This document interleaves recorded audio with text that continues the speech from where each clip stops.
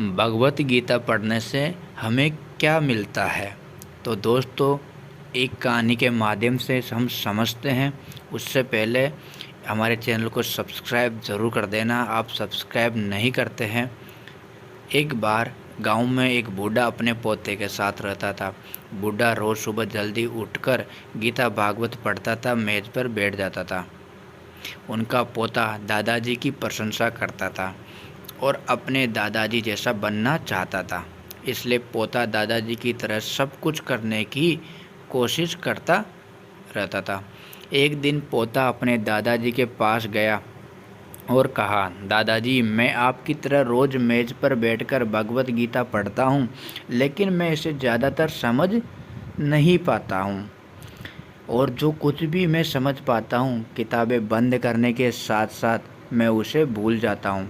अगर मैं जो पढ़ता हूँ उसे भूल जाता हूँ तो भगवत गीता पढ़ने से मुझे क्या लाभ होता है।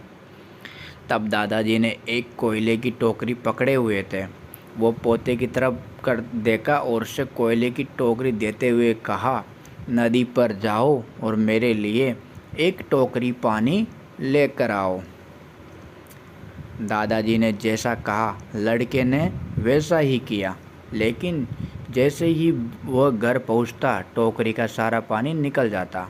दादाजी ने मुस्कुराते हुए कहा, वापस पानी लेने के लिए नदी में जाओ और फिर से कोशिश करो, लेकिन इस बार थोड़ा तेज चलने की कोशिश करना।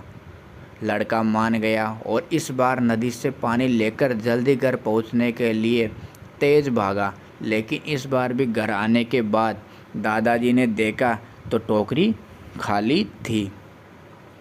दादाजी ने पोते को फिर कोशिश करने के लिए कहा, लेकिन हर बार रास्ते में टोकरी से पानी निकल जाता और टोकरी खाली हो जाती है। लड़का थक गया और अपने दादाजी को कहा, दूर नदी से टोकरी में पानी लाना असंभव है।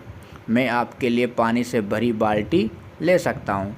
दादाजी ने उत्तर दिया, मुझे पानी की बाल्टी नहीं चाहिए।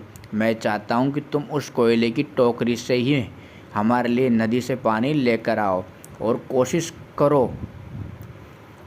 लड़का जानता था कि यह असंभव है, लेकिन उसने अपने दादाजी की बात मानी, फिर से कोशिश की। इस बार लड़का जितनी जल्दी हो सके उतना दौड़ा, लेकिन फिर भी टोकरी खाली थी। लड़का थक गया।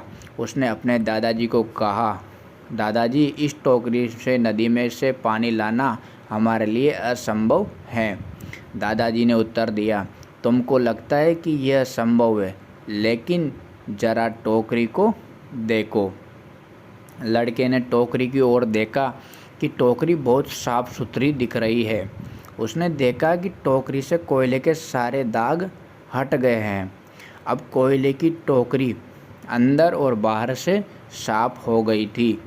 दादाजी ने कहा, तुमने देखा कि टोकरी अब सारे दाग मुक्त हो गए। जब हम भगवत गीता पढ़ते हैं तो ऐसे ही होता है। तुम जो पढ़ते हो उसे तुम समझ या याद नहीं रख सकते, लेकिन ये शब्द तुमको अंदर और बाहर से बिल्कुल बदल देगा। और इस कहानी से हमें शिक्षा मिलती है कि भगवत गीता पढ़ने से हमारे मन का शुद्धिकरण होता है। दोस्तों, आप हमारे चैनल को सब्सक्राइब नहीं करते हो, भगवत गीता माता के लिए हमारे चैनल को एक सब्सक्राइब ज़रूर करना। Thank you.